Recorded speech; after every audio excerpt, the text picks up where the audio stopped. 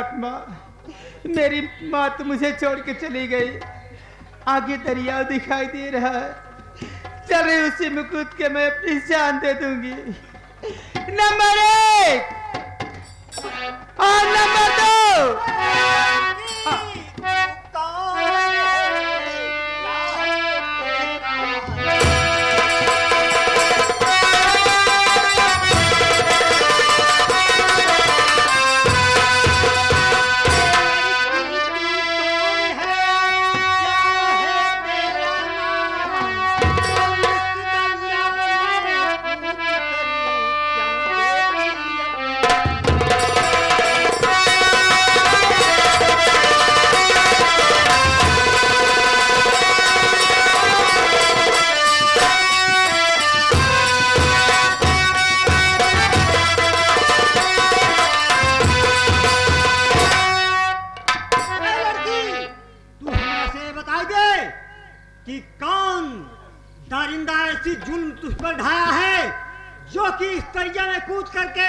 अपनी जान देने जा रही है बहन, साफ साफ माजरा जाहिर करो। ये सब आप जान करके क्या करोगे भैया?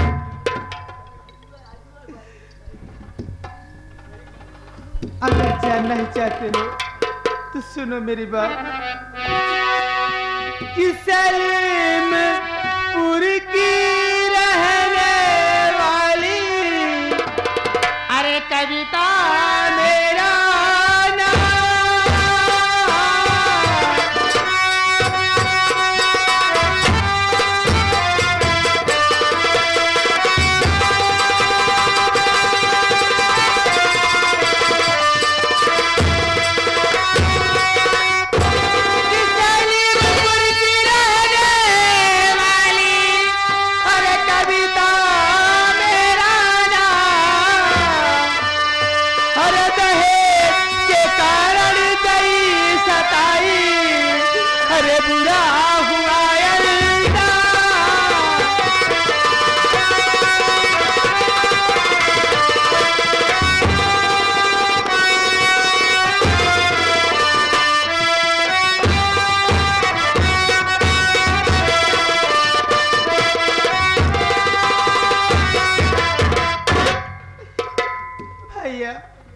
मेरा नाम कविता है और मैं सलीमपुर के ठाकुर अर्जुन सिंह की छोटे भाई शंकर सिंह की धर्मपत्नी हूँ।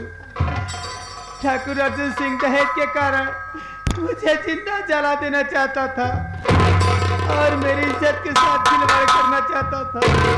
मैं अपनी इज्जत दे करके भाग के अपने मैके आई। जब सारी बात अपनी माँ को बताई, मेरी माँ अपने प्राण दे दी। इसी वजह से भैया मैं अपनी जान देना चाहती थी।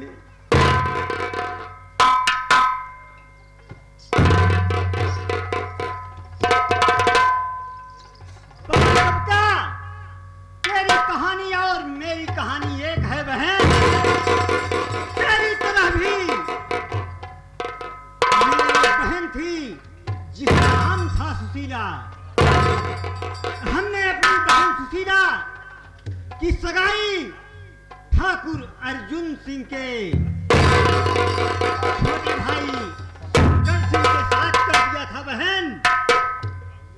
वही अर्जुन सिंह दहेज का लोभी, देश का गद्दार, मेरी बहन सुशीला को जिंदा जलाकर राख कर दिया। राखी का होली का त्योहार था बहन। मैंने सोचा कि पहली याद बहन की ससुराल में नहीं पड़नी चाहिए। मैंने अपनी बहन सुशीला को बुलाने के लिए सलीमपुर चल पड़ा। जब मैं सलीमपुर ठाकुर अर्जुन सिंह की हवेली पर पहुंचता हूं तो देखता क्या हूं कि ठाकुर अर्जुन सिंह अपनी हवेलिया में बैठ के शराब पी रहा था। मैंने कहा, ठाकुर अर्जुन सिंह, मैं अपनी बहन सुशीला को बुलाने आया हूं। तो अर्जुन सिंह ने बड़े रुबाब में कहा, तुम्हारी बहन सुशीला इस दुनिया में नहीं रही। मैंने कहा ठाकुर अर्जुन सिंह, जब मेरी बहन इस दुनिया में नहीं रही तो मुझे सूचना क्यों नहीं दिया कि तुम्हारी बहन इस दुनिया से चल बसी। अर्जुन सिंह जली हुई रात ला करके मेरी बहन की मेरे सामने रख दिया, कहा कि ये है तुम्हारी बहन सुशीला की रात, ले जा करके इसका गंगालाप कर दो। मैं आग बबूला हो उठा बहन और उस हरामखोर ठाकुर अर्जुन सिंह से भिड़ गया। लेकिन बहन, वह ठाकुर अर्जुन सिंह अपने गुंडों से मुझे बहुत मरवाया। मैं बेबस या लाचार होकर के बहन अपनी जली हुई सुशीला की बहन की रात ले जाकर के गंगालाप कर दिया। इन हल चलाने वाले हाथों में उठा लिया बंदूक का बाना और कसम खाया मां भवानी की कि अरे हे ठाकुर अर्जुन सिंह, जब तक तोहके इस दुनिया से नहीं मिटाई दे तब तक हमारी जली हुई बहनिया सुशीला की आत्मा को शांति नहीं मिलेगी। बहन, लेकिन भैया, आपका क्या नाम है भैया? बहन, वैसे तो मेरा नाम अरमू था, लेकिन मैं अर्जुन सिंह के कारण डाकू बना, सीधे चंबल घाटी जाकर के डाकू अरमान सिंह के नाम से प्रसिद्ध हूं बहन। लेकिन भैया, आप तो मर्द हो, मैं तो एक दुखिया भागन हूँ, मैं भला क्या कर सकती हूँ? बहन, अगर है इन भुजाओं में ताकत तो मेरी बात सुन। बेदर्द दुनिया बेरहम जमाना, अगर है बहन कविता तुझको अपनी अस्मत का बदला चुकाना, तो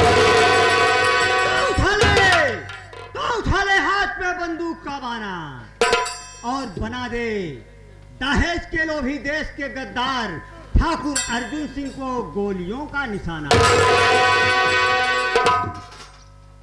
ठीक है भैया, अगर आप मुझे हिम्मत और ताकत दोगे तो मैं आपका साथ जरूर दूंगी और उस पापी ठाकुर अर्जुन सिंह को उसके अंजाम तक पहुंचाऊंगी।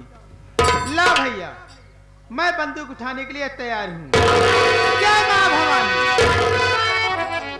चलो बहन, इस वक्त चलते हैं चंबल घाटी, क्योंकि पुलिस वाले भी पीछे पड़े हैं। बहन चलो मेरे साथ, आज के बाद तुम नगीना डाकू के नाम से इस दुनिया में प्रसिद्ध हो जाओगी बहन। ठीक है भैया, चलो आ चले।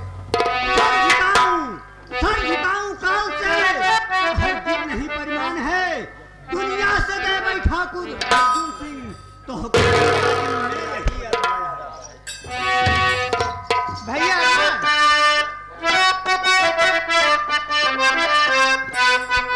समय कितना भी नाजुक हो जमाना याद आता।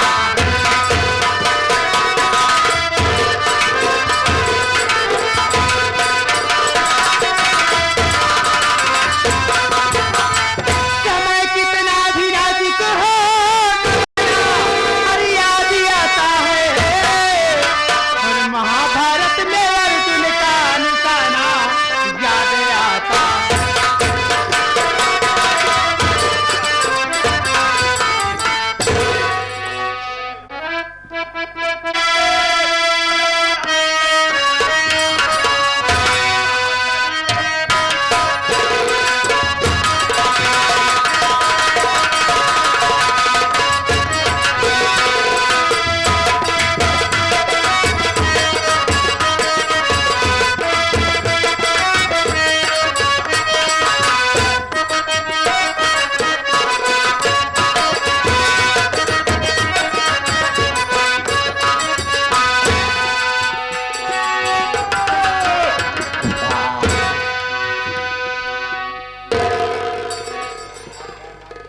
वाह, नहीं नहीं, हे वाह, नहीं नहीं, बात नहीं नहीं,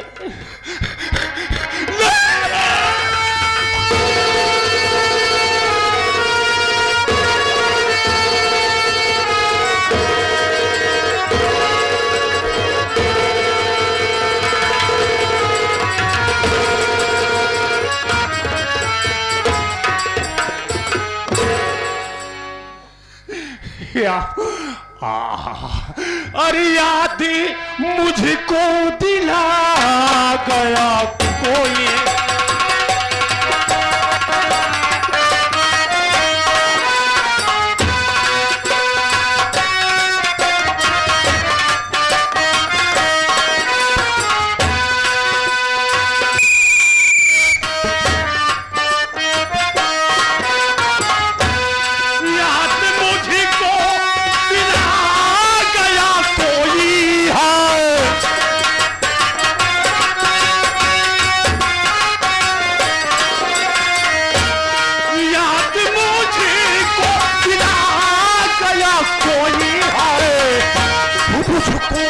पागल बना।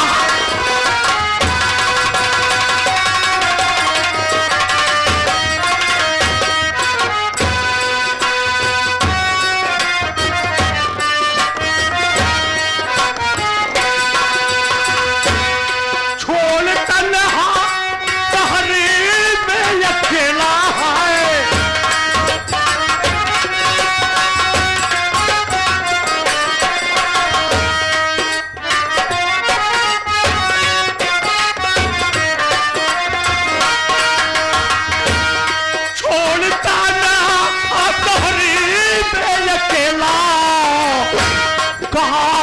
वापस चला।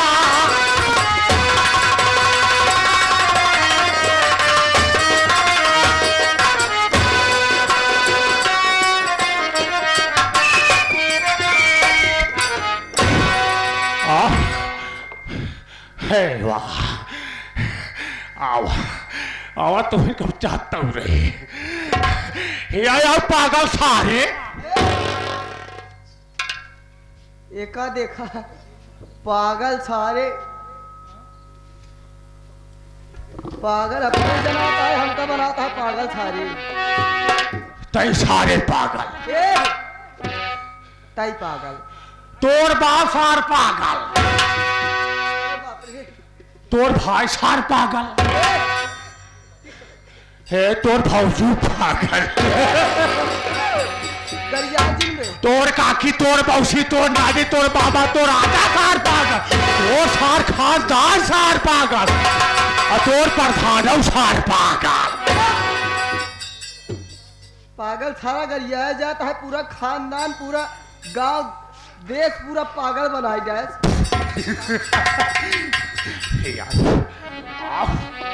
अब तुझे बात बताई ना, देखा हमसे तो कोनो राह रीत ना है, कोनो बोल चाल ना है, तू अपने रास्ते हम अपने रास्ते। और का आवा काल दे आऊगी नहीं। हाँ अब बताओ आऊगी नहीं, आऊगी नहीं।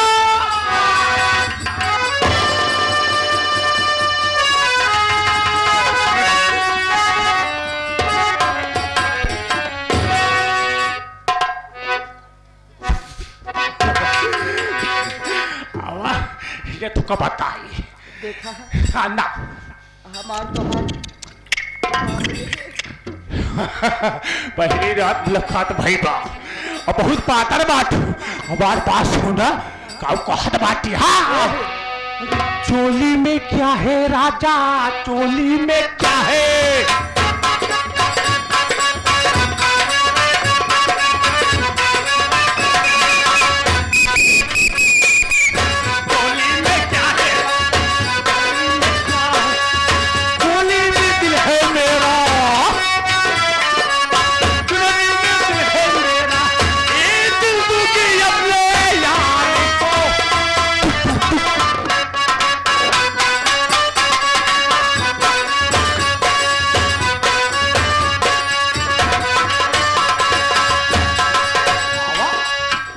अबू कौन ए हाँ? एक मिनट नगु कान लटकाए है यार तोर बिच्छू घाघरे पैसा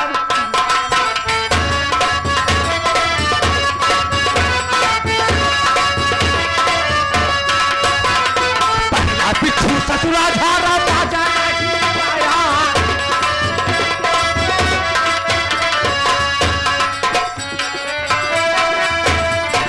पहला बिच्छू ससुरा झारे बाजा नहीं आया और बिच्छू घाघरे पैसा की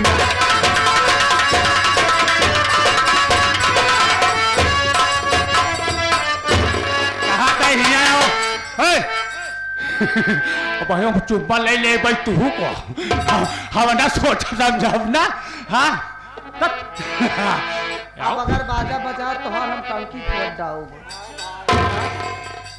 पागल थारी हमका मार मार के एकदम मधमारा का ही देत बा लागत बस सुबेरे कहानी में पहुंच पाऊँ बाबा अब एक बात देख तो बाबा कौन हम तोहरे लगे ना जाओ कौन बात है नहीं सुना ई बतावा ई का टांगे यहाँ पहले ही में हाँ का ई जमन लोहाए से लटकाए है का बोरवा में हाँ का साला इतना वजन लागत बा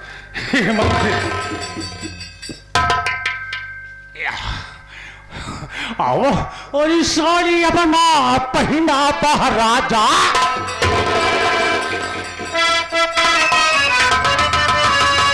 अरे साड़ी अपना पहना महाराजा अरे लिया के दादा ये बात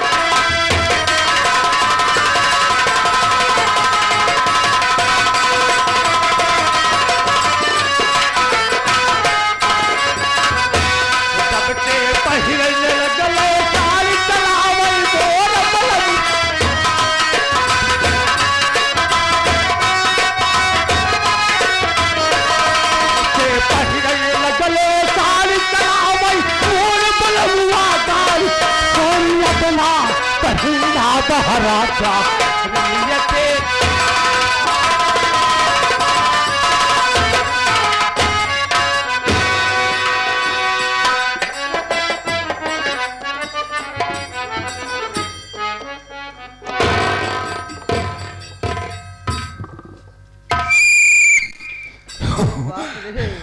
ये हमका लागत है पता ना कहाँ से पागल धगल अरे सैया पछवारे का जाबा से थी मारे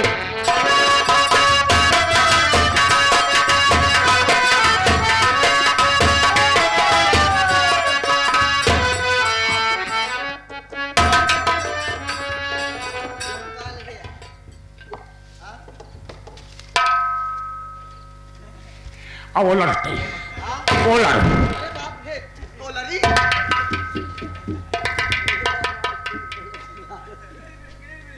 छाला ओला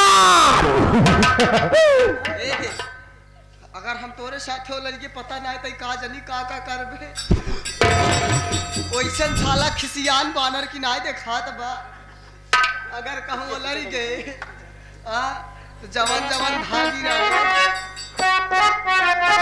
नाव लगे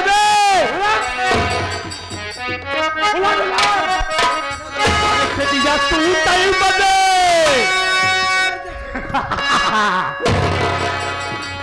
पगला कहत बा लड़ी जाए ना साला कहूँ कुछ फेंक मार के मार हे ओला रे बेरी ना ओला अरे सैया तू तई बदे हम सरसिया आई गईले अघवई को हाय गईले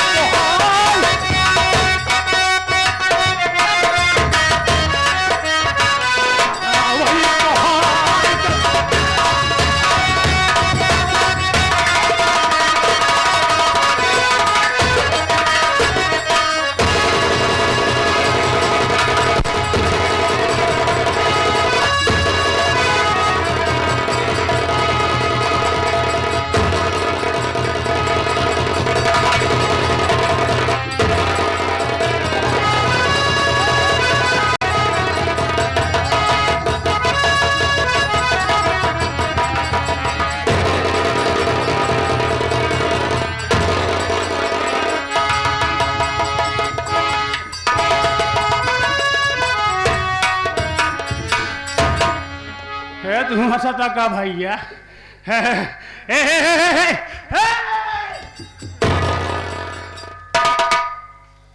हम जाना तो है विनोद उस्ताद बुलाए कि है कर भाई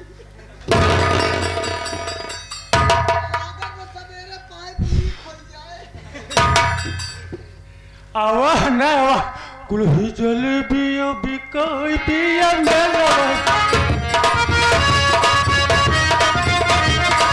कुल्ही जलेबी बिकाई पिया मेला